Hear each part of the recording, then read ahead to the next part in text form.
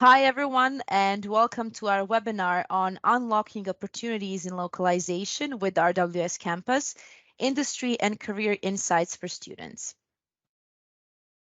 My name is Augustina, and I'm a supply chain strategist at RWS, working on RWS Campus activities. Joining me here today are my two colleagues, Jacopo Santonico, Associate Senior Translator, and Joanne Skidmore, Senior Project Manager at RWS. We are excited to be here today to share insights into the world of localization and its many career opportunities as part of our RWS Campus program. RWS Campus is our program of partnerships with universities around the world dedicated to nurturing future localization talent. Here at RWS, we want to invest in the next generation of localization professionals. As a world-leading language service provider and developer of industry-preferred localization software, Trado Studio, we are delighted to offer our professional expertise to universities, lecturers, and students. We are deeply passionate about the language industry, driven by our shared desire to enhance global communication and unlock global understanding. Through RWS Campus, we want to bridge the gap between academia and the workplace and share our market insights and experience to better equip those interested in joining the localization industry. We collaborate with universities on tailored workshops, training sessions, and lectures to enable students to gain skills, insight, and understanding into the trends and realities of the localization industry. We organize events such as the RWS Campus online event, specifically designed for students interested in localization, where we share our expertise on a wide range of industry topics, including roles in localization, the latest AI information, and technology deep dives.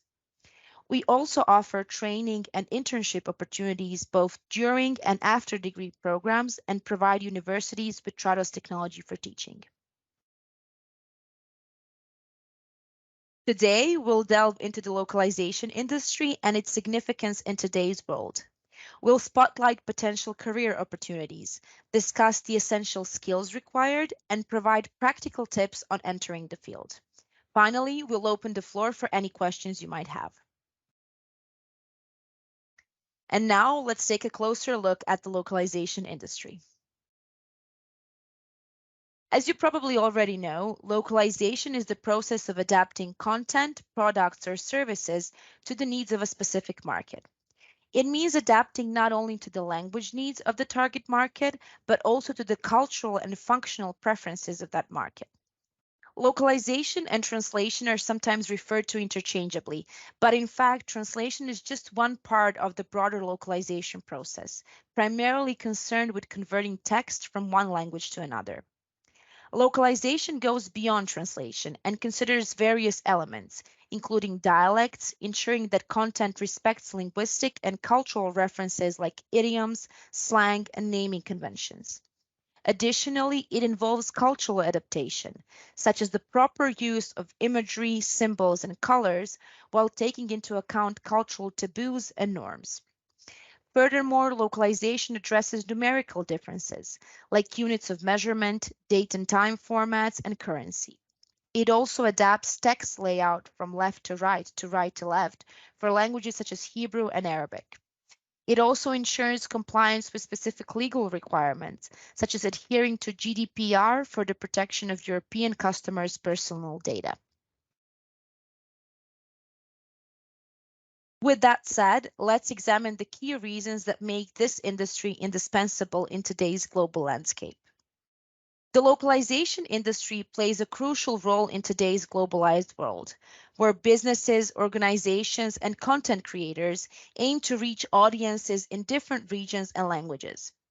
The explosion of content across diverse platforms has become a driving force behind the demand for localization services. In fact, it is said that 90% of the world's data was generated in the last 2 years alone. As businesses expand their reach and engage with global audiences, clients need help navigating the content's lifecycle at every stage, from creating the content to localizing, validating, and managing the content, which presents an opportunity for this industry. This surge in content also highlights the need for businesses to resonate with local audiences on a personal level. Consumer expectations for ever more personalized and culturally resonant content fuel the need for localization services. Customers are more likely to engage with content that speaks to them in their native language and aligns with their cultural context. In fact, research conducted by RWS at the beginning of this year shows that 71% of global consumers trust brands with a localized online presence more than those with a standard global experience.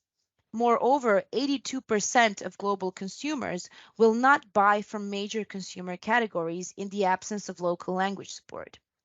Therefore, if brands want to unlock global understanding and grow trust, they increasingly need to make content localization a priority.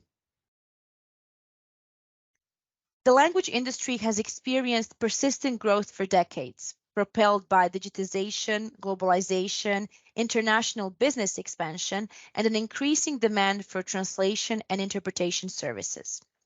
According to the Slater 2023 Language Industry Market Report, the global language services and technology industry reached a market size of $27.9 billion in 2022, marking a 4.8% growth from the previous year.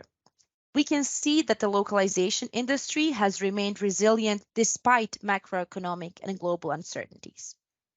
The top vertical in 2022 was the public sector, followed by technology and professional services.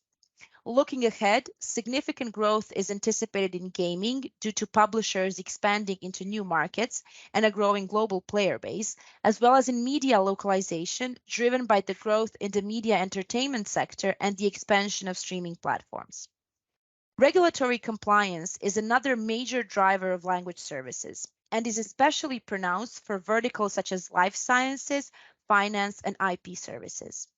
For these sectors, compliance with regulations is a prerequisite for market access. And regulatory frameworks, which dictate language requirements in these industries, fuel the demand for localization services. The positive prospects in these markets, along with the language industry's enduring growth and well known adaptability, promise exciting opportunities in the years ahead and reaffirm the localization industry's pivotal role in a rapidly changing world. Now, let's turn to roles and potential career paths in localization. Those unfamiliar with the localization industry may perceive it as solely revolving around translators. However, the reality is that the localization industry is a complex and multifaceted field that relies on the collaboration of professionals with a vast array of skills and expertise.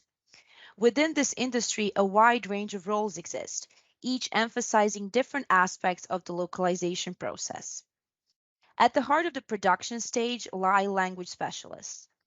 This term refers to translators, both in-house and freelance, but in a broader sense, it also encompasses other linguistic profiles such as interpreters, reviewers, transcreators, subtitlers, or copywriters.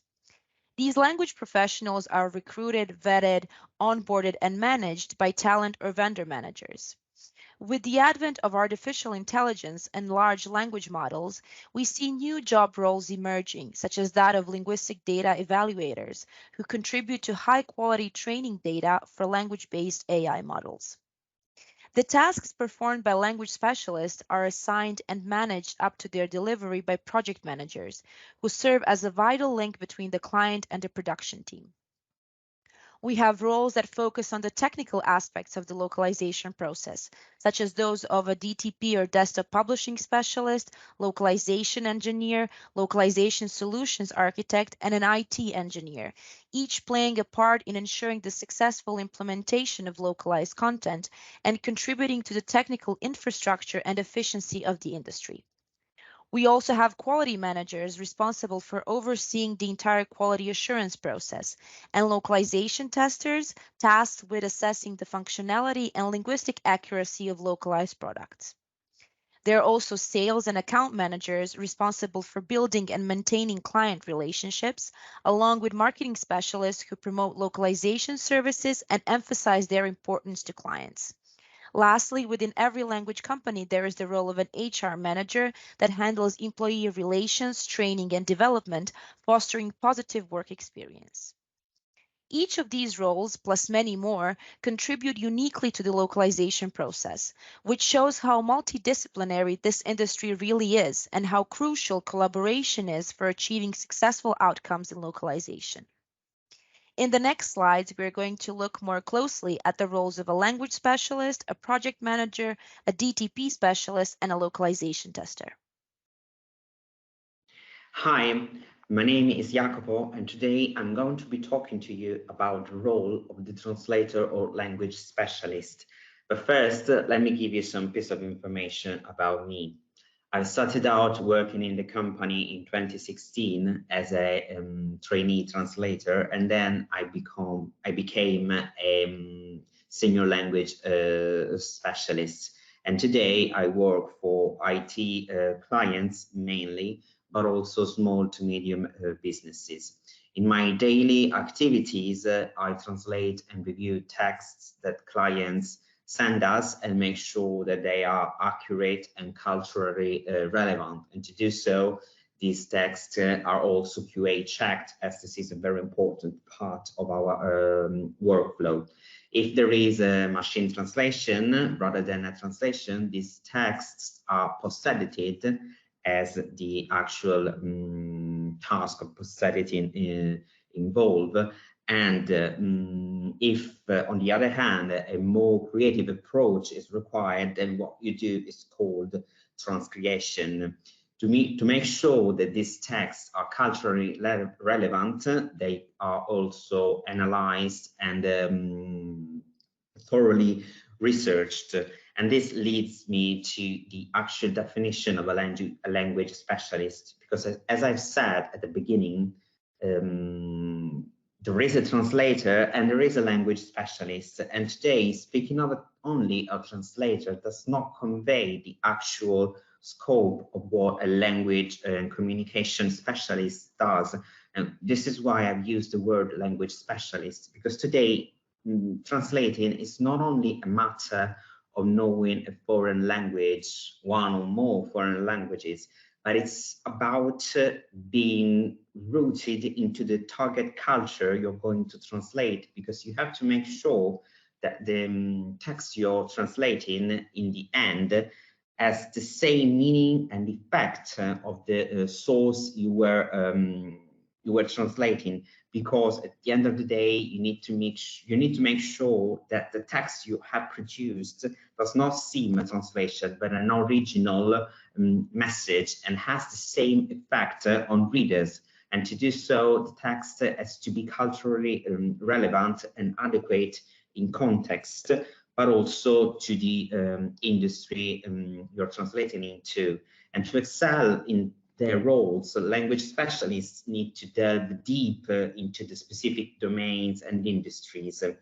So expertise in specific industries allows us to navigate and use appropriate specialized terminology and provide translations that are not only just linguistically accurate, but also contextually precise.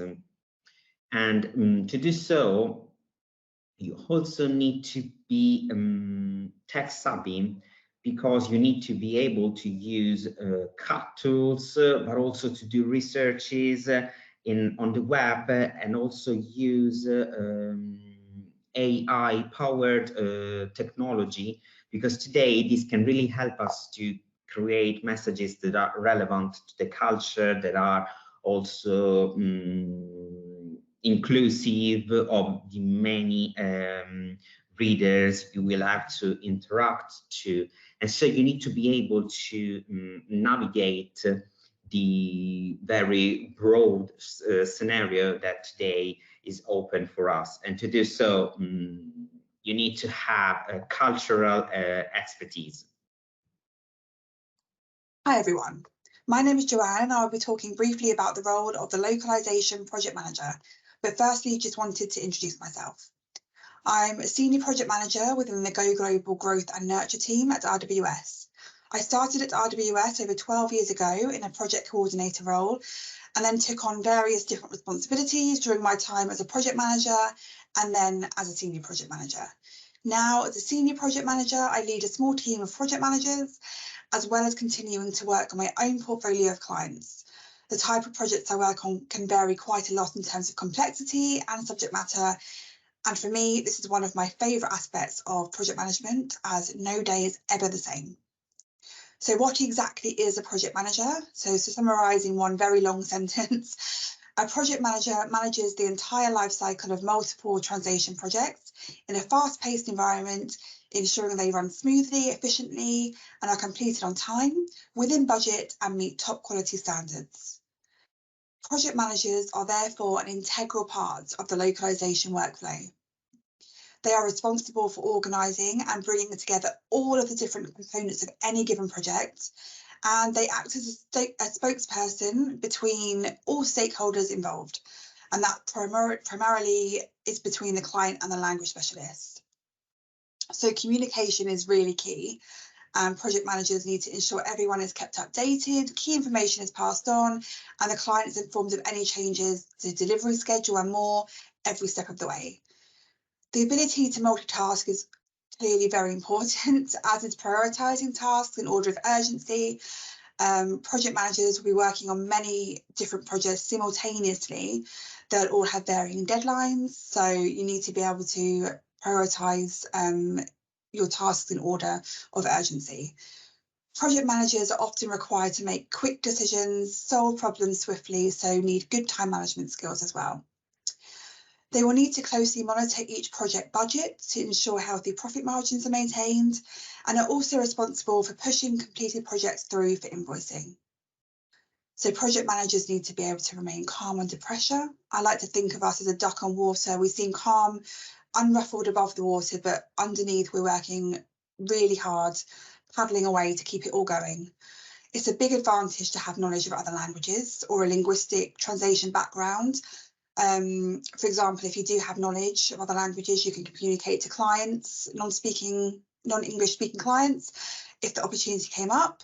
But really, it's more important to have a can-do attitude, strong attention to detail, and an ability to think outside the box.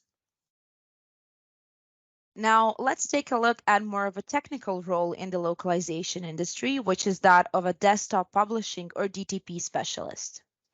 DTP specialists are instrumental in the seamless adaptation of content for global audiences. Their role is to guarantee that the localized content is not only linguistically precise and culturally sensitive, but also visually consistent and appealing to the target audience. DTP specialists work on a broad spectrum of file formats and materials, including marketing content, technical, legal, or financial documentation, e-learning modules, presentations, screenshots, and graphics that need to be localized for various languages. They use various design tools to preserve the visual quality of the localized content and to ensure that the final output accurately reflects the original design. DTP specialists evaluate and analyze files received from clients, checking how they're structured and how the content is organized. They prepare these files for translation by extracting text and graphics in order to convert them into formats suitable for language specialists to use during the translation process. Once the files have been translated, DTP specialists reassemble and reintegrate the translated content, ensuring that it aligns seamlessly with the original file format. DTP specialists are responsible for adjusting the layout to accommodate different text lengths, character sets, and writing directions. For example, a text in German will end up longer than that same text in English.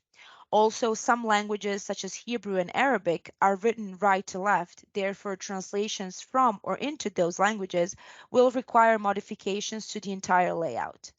DTP specialists also modify graphics, images, and icons to accommodate localized content, which might involve resizing, cropping, or replacing images and colors to align with the target audience's preferences and cultural norms. Additionally, DTP specialists engage in tasks like converting files between different formats, recreating editable source files, and handling file publication, which extends beyond traditional printing needs to encompass online publication as well.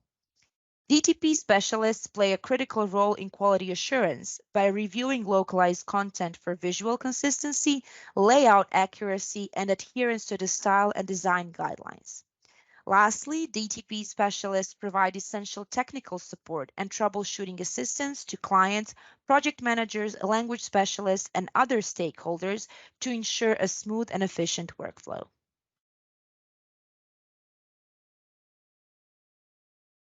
Another very important role in the localization process is that of a localization tester. Localization testers are often referred to as the last defenders because testing occurs at the very end of the localization process. By this stage, the software has been written, translations are implemented in the final product, and everyone is gearing up for the product release. However, there is one crucial step remaining. Somebody should examine the final product from the user's perspective before the actual launch, and this is where localization testers step in. For this reason, we can consider localization testing as the last line of defense, because it represents the final opportunity to make any necessary corrections before the product hits the market. We could also say that testers essentially become the first customers of a pre-release product, since they have their hands on the final product just before it is unveiled to the public. They test everything from software applications, consumer electronics, medical devices to automotive software. Localization testers engage in live and contextual language verification to promptly identify any linguistic issues within the product, such as untranslated or mistranslated text, as well as spelling, grammar, and punctuation issues. They verify the cultural adaptation of a product, including date and time formats, currency symbols, and other locale-specific elements. Additionally, they conduct in-depth verification of all software functions in all supported localized environments to ensure that features work as intended and to spot any deviations from the functional specifications. They test the localized user interface on native operating systems and browsers to ensure that the interface is properly adapted for the target audience and that there are no layout problems such as unsupported fonts or overflowing or cut off texts. Localization testers also collaborate with native language speakers to identify any issues that may arise in everyday usage. They meticulously report and log bugs, providing detailed information on the issues encountered during testing. A bug can be anything from mistranslation, a button that is not working, to an image that has been cut off on the website.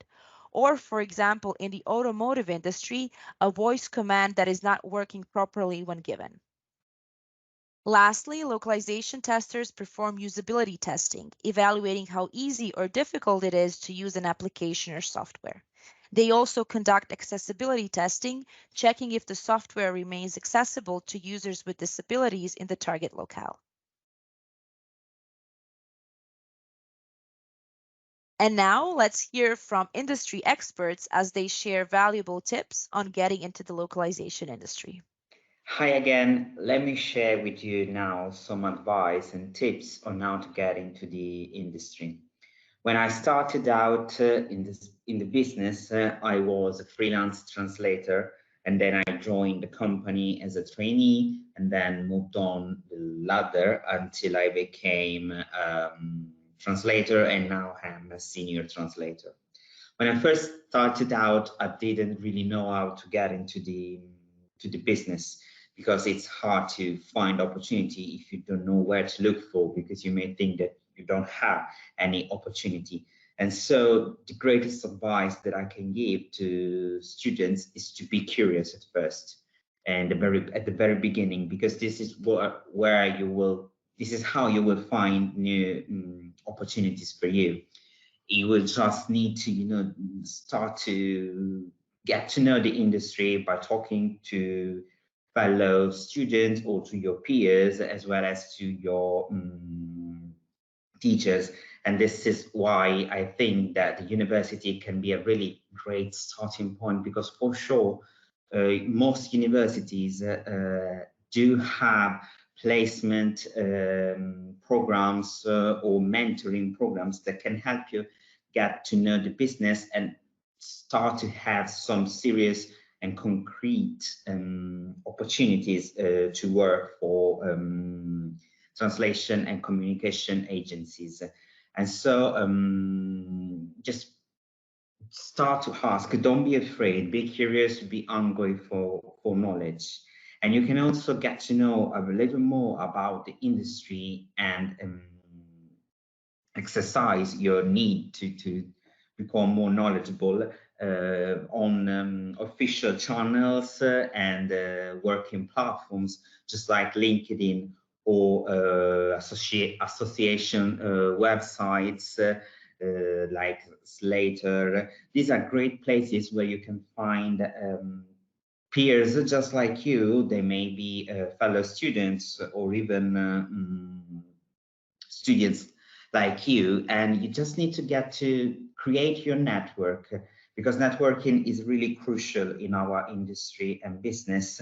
And so you need to find some guidance, and you can do that by creating a network you feel confident with.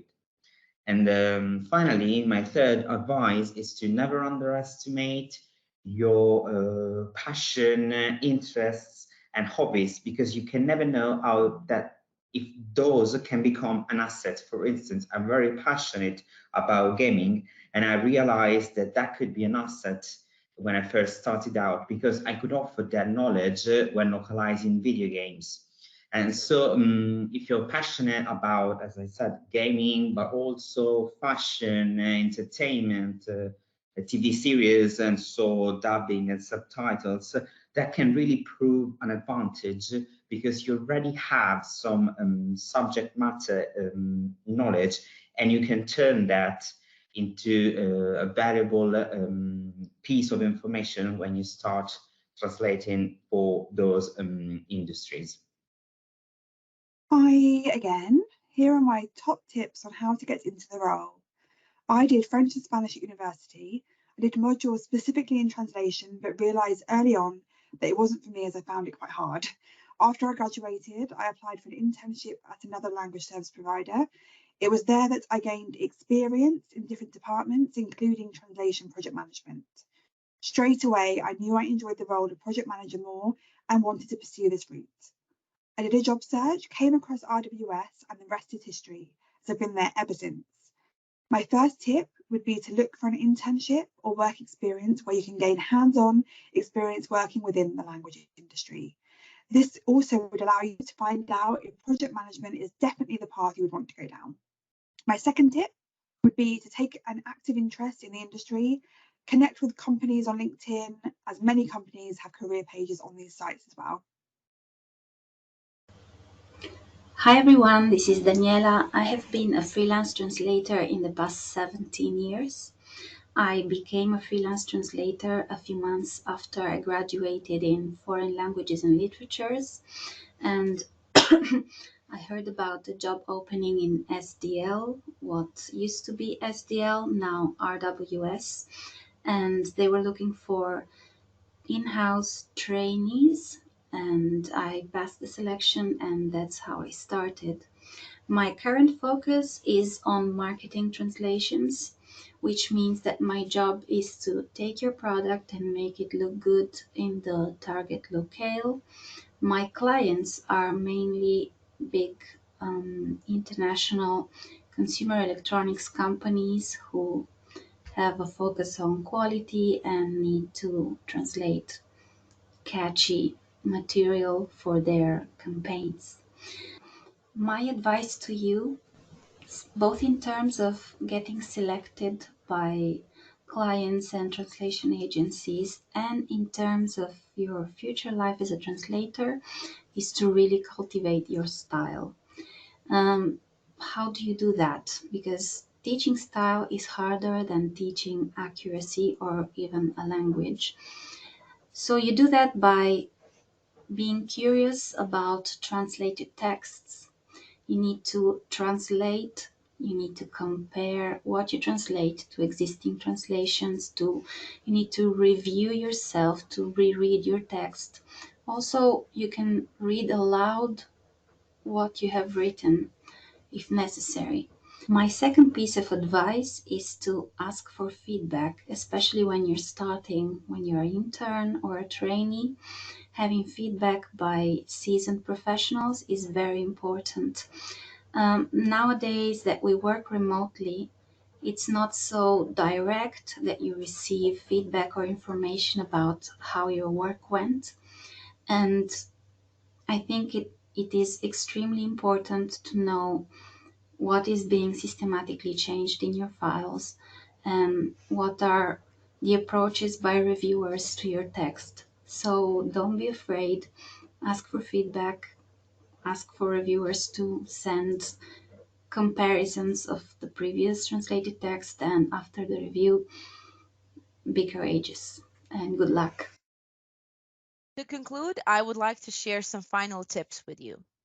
The number one tip would be to remain up to date with industry trends, tools, and technologies. The localization industry is dynamic, and staying informed will not only help you adapt to changes, but also enhance your competitiveness. To find out more about the latest developments in localization, follow RWS on LinkedIn and Twitter, and explore our blogs and webinars on our company page. I highly recommend checking out our videos from the RWS Campus online events. It's a valuable free online event tailored specifically for students interested in localization, where you can listen to our colleagues and industry experts share their insights on different localization roles, some of which were not covered in this webinar. You'll also gain insights into specific language services and specialized areas like post editing, audiovisual localization, translation for the life sciences, IP services, and finance industries. And of course, be sure to stay tuned for the upcoming RWS Campus online event in 2024. If you're considering a career in the language industry, especially as a language specialist, I strongly advise becoming familiar with localization tools and software. We have plenty of resources on Trados Studio available on our Trados website.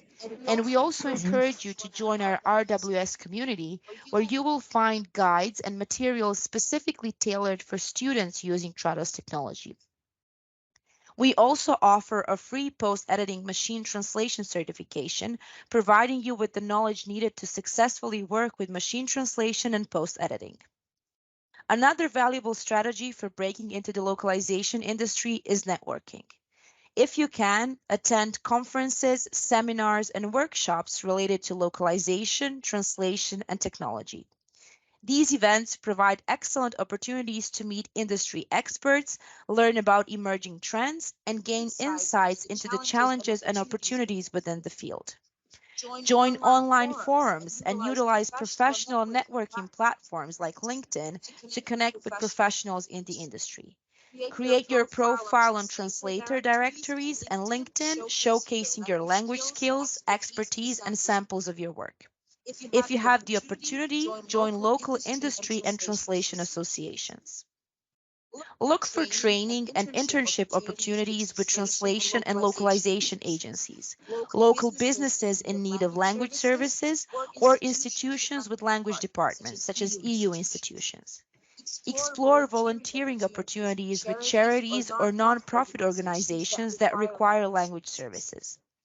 This will allow you to gain experience and enhance your skills, as well as provide you with examples to showcase to potential employers or clients.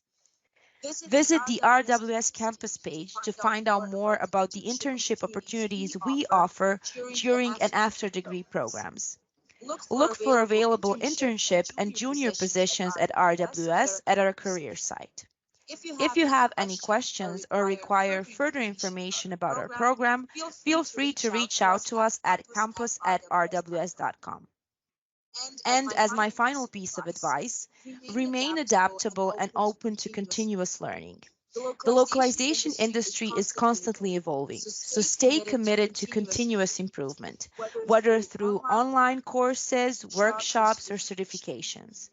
Be open to learning new technologies, methodologies, and adapting your approach based on the specific needs of each project. And most importantly, actively seek feedback from your colleagues, peers, and mentors, and make sure to implement it in future tasks and projects. And with that, I want to say thank you for joining us today. I hope you enjoyed and found this webinar useful. Now we're going to open the floor for any questions you might have.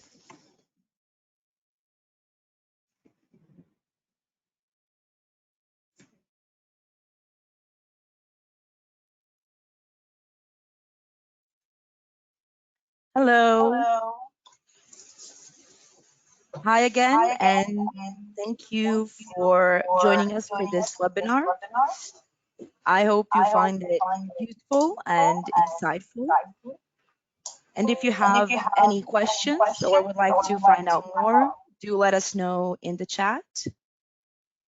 Maybe Fiona will be able to unmute you as you put your questions. Yeah, I'm just going to keep an eye on everyone and see if somebody puts their hand up and wants to ask a question, or if they type them into that questions area. I'll happily either take them off mute or, yeah, ask away. And so one question is, what do people need to do in order to be prepared and skilled as a language specialist today? I think Jacopo can take that one. He's yeah. the Yeah, I think I can answer to that. So yeah, as I said in the previous video already, I think that what apart from being knowledgeable about one or more foreign languages, what you really need is to be up to date with the actual trends, how people actually speak, because sometimes we tend to use a language, our target, our native one, that is somehow too rooted in the norm. It's like, you know, reading a book, but people do not talk like that in real life. So you have to be aware of how people really speak and talk, especially today that we have so many media and so many younger generations too. So yeah, I believe that it's a matter of being aware of how to make that message relevant, no matter what the actual source style. You need to ask yourself, how do people in my country really speak? Would they understand what I'm saying, what I have translated? Am I communicating this in the right way? Will it resonate with them? And that's about the cultural aspect. But another important thing that translators should be able to do is being curious and unlock your research capabilities, because you will need to do a lot of researches just for a matter of, you know, finding the right opportunity, but also, as I said, the right people to talk to and to interact to create your network. But then you will also need to be able to research language assets and references. So yeah, never lay low on researching, because that's how you will, you know, gain much more knowledge. Yeah, I would just also like to add to that, and this is also something that Jacopo touched upon, is the importance of technology nowadays. So being tech savvy is very, very important.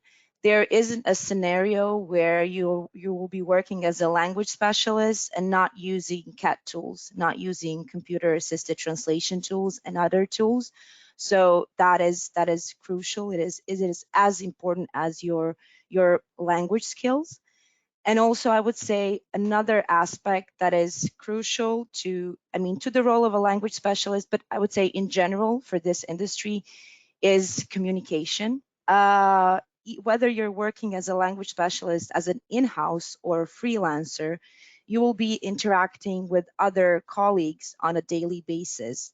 That can be, you know, interacting with reviewers or other language specialists that are working on the same project as you are. So you have to, you know, agree on a certain terminology or style, or, you know, project managers who are assigning you the project. So it's very important to always sort of be professional when it comes to communication, be polite. It might seem obvious, but you know, at the end of the day, it is very important for you to keep that line of communication open with your colleagues, to seek feedback and to implement it in your work, to make sure to sort of follow the instructions and style guides. I think you can be a great linguist, but if you're not following the instructions and what is asked of you, that can be a deciding factor in whether you get the job or not. And I think Joanne can speak to that as well. So those are some of the aspects that should not be overlooked. So I would say that the language expertise, the tech savviness, but also communication, teamwork, and of course, having great time management, timekeeping skills. So being able to deliver your projects on time. These factors can really be decisive in whether you get the job or not. So, and it can sometimes be even, I would say, even more, not necessarily important, but really, you know, something to keep in mind, because you will craft your language skills even as you continue to work as a language specialist. But these are also some aspects to keep in mind as well. And as Jacopo rightfully noted, research skills are very, very important. Language specialists usually work on different types of content. At one point you do specialize in certain areas, but still you need to be able to, you know, look for the right information. So it's a dynamic position, as is the industry. So it's good to keep in mind, and you're sort of, you will be learning along the way, but these are various aspects to sort of enhance and sort of work on as you go on with the role. So yeah. I have another question. Mm-hmm. It's a really good one. How can we assess the quality of a translation agency when applying as a freelance translator? The quality of a translation agency. Well, I would say look for, well, you can always reach out to other colleagues or peers in the industry. Also, I would say that translation companies have their own profiles on translator directories such as Prozee, or for instance on, you know, you can find out a lot about the involvement of a translation company or language service provider through platforms such as LinkedIn. So this is a good sort of place to see how the companies interacting not just with clients but also with their base of language specialists, both in-house and freelance. So I think that for this industry really relies on networking, and you get the best information from creating a network of peers and industry experts, and sort of sharing information and expertise with those. So definitely, you know, there are great online groups. They're specialized specifically for translation, localization. You can find them on LinkedIn as well, where colleagues are really ready to share their feedback and help you along the way. And I think that's one of the great aspects of this industry, that it is really a supportive environment. And in a way, it makes sense. I mean, what we do here is unlocking global communication. We help people understand each other better, and we are a people-driven business. So, and the colleagues really are there to support you and to guide you along the way, regardless of the role, whether it's translation or project management, testing, quality management. So I think, and from my personal experience, everyone that I have encountered along the way have been very supportive and ready to share their knowledge and their expertise. So don't be afraid to ask. I think this is a community where you can feel really at ease in terms of asking questions and finding the right information. So reach out. Joanne, I wanted to ask. Yeah, Joanne, I wanted to ask if you had any tips around that one. Following on from Augustina, there is a really good platform. It's called Slater. It follows the localization, language services industry worldwide. You can search RWS on slater.com and there will be tons of articles about RWS. They follow us quite well, so there'll be lots of information on there as well. The other thing that I would say actually is there is an organisation called Glassdoor, which is actually assessing when you work for a company. And I know that's not quite your question, but it does give you a flavour from the people that work there of what they think of the company. And it's not always going to be on there if it's a small translation agency, but if it's a larger one, the chances are that they'll have some reviews and ratings on the website Glassdoor. Okay, there's another question. Again, it's a really good one. It's quite a big question. I'm eager to understand the specific skills and competencies that the company considers crucial for success in the trainee program. Could you elaborate on those? I'd also like to know if it's necessary to have previous experience in the industry to be considered. I guess this is somebody that's looking for an internship or work anyway. Mm-hmm. Yeah, so our internship and traineeship programs offer hands-on job training. So whenever we have a new intern or trainee starting, they are assigned a mentor that guides them throughout the whole process, provides support, feedback, explains, different processes or tools to use, and they're there to support you and guide you throughout the entire internship journey, I would say. As far as skills, well, number one is being curious about the industry, I would say. Of course, having good language skills for certain programs. We do tend to, because we get a lot of applicants, so we do tend to test them. If this is internship for a language specialist role, then you might do a short translation test beforehand. But other than that, I would say sort of willingness to learn. It's good if you have already a knowledge of or some understanding of CAT tools, but this is also part of the training, so you can get all the support there. But just, I would say willingness and eagerness to be a part of this industry is, say, the number one skill, or what we are looking for in a candidate. Yeah, maybe my colleagues can expand more on this one. I can add something.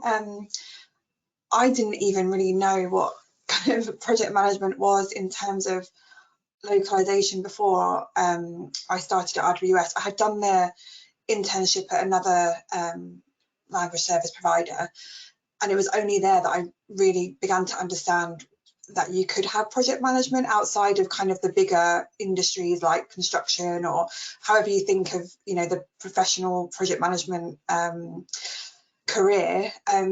So it was only then that I realized, you know, it's specific to this industry, and it is different to how you would normally see or view project management. I would say, you know, it's not, you know, agreeing with Augustine, it's not important to have previous experience in the industry. What's important is that you want to learn, and you have the kind of day-to-day skills, so the kind of technological capabilities, the organizational skills and things like that. So you kind of learn on the job as you go, and practice makes perfect. Definitely.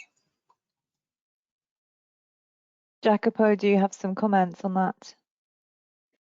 Well, yeah, actually, I did want to provide my experience, because I started out as a trainee back in the day, and I didn't have no experience. I knew how to use Trados, but I didn't have any real professional experience, and I just learned that when I started working in the company. And I remembered that the feedbacks I received were positive, because I was told that I was humble and always ready to listen.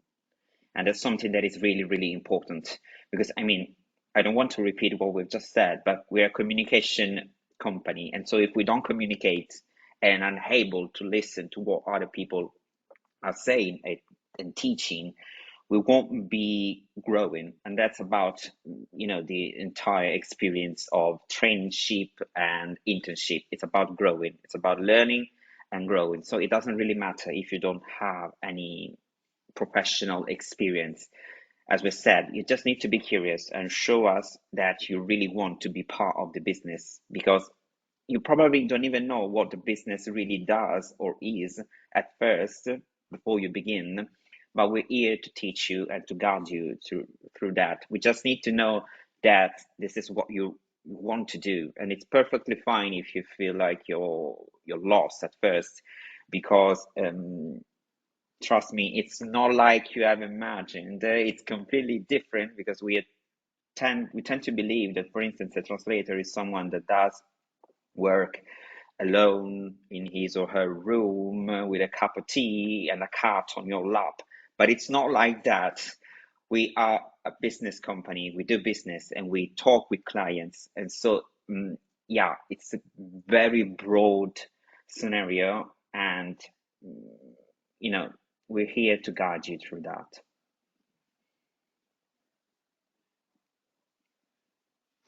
Lovely, thank you.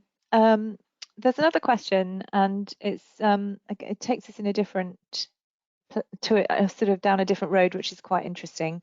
So it's more specific, and that is, as a freelance translator, when I receive a project to localize, what are some aspects that I should pay attention to that could modify the, for example, website as I translate, or things that I cannot translate? In other words, what are the elements that could pose a risk while localizing, and that I should talk about with the client before I translate? Okay, so this is really a translating or a translator question.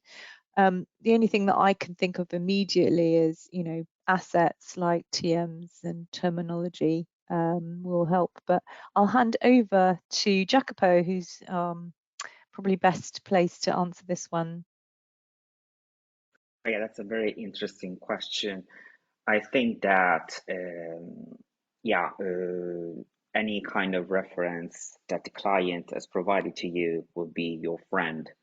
You need to make sure that you're following those assets, but also the instructions. And if you're not sure about something, some instructions, or you think that there's an instruction missing, for instance, on how to, I don't know, localize currencies, this is something that we actually ask often, because we don't know if clients want to have currencies localized, or if this is something that they will do on their own, because currencies fluctuate, and so you don't know whether the value you're providing is correct, or if they will do that on their own.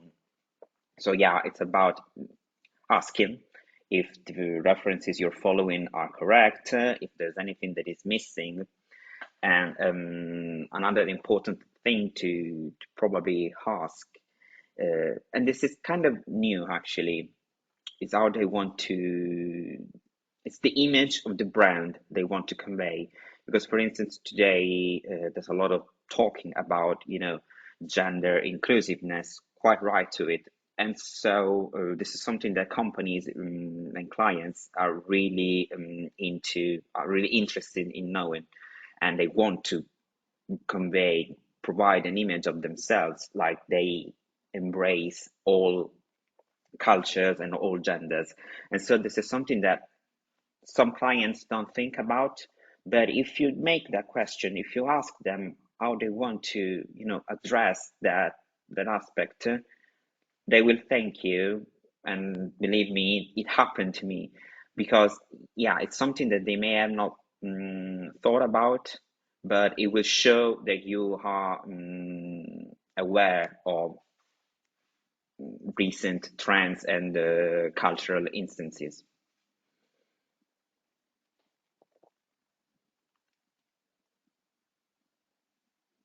If I can also just add something to that one, from a project management view, so it would be our responsibility to also liaise with the client, and it involves getting kind of a detailed brief, especially with things like branding or website material. So, it would involve getting as much information as we can, what message they're trying to convey, and that kind of thing. So, yeah. Lovely, thank you. The other thing that I would say, and I don't know how relevant this is, it would only be relevant for translating or translator internships, but I know that we do value the certification, the TRADOS certifications. So that's something that you may have an opportunity to do while you're at university or studying, or you could do in your own time. And in the follow-up email that you'll get in a couple of days after this session, I'll add a link to somewhere you can apply for student certification. So just looking Fiona, at the if I question. may just add to that. Yes. So along with the TRADOS certifications, we also offer certification in post editing, which is entirely free. And I think it's also a great resource if you're interested in this industry to have, where you can find out more about the actual process, and that add this to your CV, to your profile, and you can sort of it can show that you're really interested in keeping up to date with the processes and what is going on in the industry. Cool, thank you, Augustina. So I'm going to just ask one more question, if I can read it correctly. Okay, so I'm currently a translation student. When we receive work from a translation agency and they require you to use TRADOS, do they also provide corpora or translation memories? I think we kind of covered that a little bit. What's the usual practice, would you say, Jacopo? If we do provide,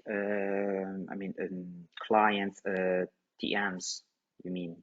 Yeah, it depends on what the client has available, because when they're not really into the localization business, because maybe they haven't thought of localizing their content, they may not have the hands or term basis to share. And in that case, you may want to, sometimes you also have, if you had the chance, some TMs that you have built over the years, or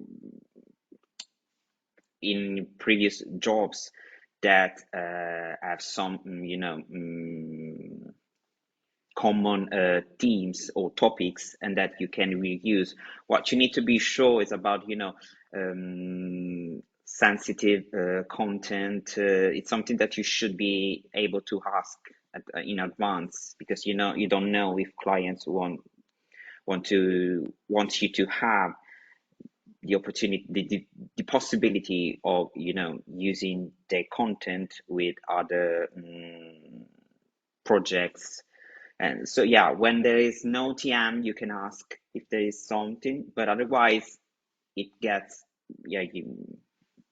we are provided with TMs and turn bases on most occasions. But maybe Joanna can also pitch in, but I think, we are provided with those. Yeah, I agree with you. I think most of the time we would be prepping a project and then sending you that. So that would be inclusive of any TMs or term bases that we've been provided with by the client. Thank you. There is one more little question I think we should cover, because it's quite a nice one, actually. Just saying thank you for the presentation. I wonder what kind of work-life balance for project management roles, for example, how much communication on/off shift is usually expected. That's one for you, Joanne. I think the important thing to kind of note here is that you're working with a team of project managers, so you're not alone. So you can kind of help each other if you can't stay later or that kind of thing. And then also we are working with clients specific to our own region. So I'm working with clients within Europe. We have specific project management teams that are working in NASA, so Americas, and then APAC, so Asia Pacific. So the time zones will suit your own region, if that makes sense. So that's the important thing to note. Yes, there might always be the time where something has to be done, but it is important then to work with your team and help each other out. I would say that. I'm a new mum. I work 8 till 4, and my team are really supportive of that. So yeah. Perfect. Yes, thank you. Yeah, we all need to have a life outside of work. So, okay, so if we haven't been able to answer your question, or there's something else that you want to ask about careers, you can email us on campus@rws.com, and I will try to share as many links as possible in our follow-up. I know it's difficult to see some of the content that I've pasted in the Q&A there. So you'll get that in a couple of days. So thanks very much, everyone. Thanks for taking part, and also thank you for your questions, and all the best with your careers. Thank you for joining us. Thank you for the questions, and hope to see you soon. Thank you. Thank you, everybody, for joining, and good luck. Yeah, good luck. Take care. Thanks, Bye. everyone. Bye. Bye.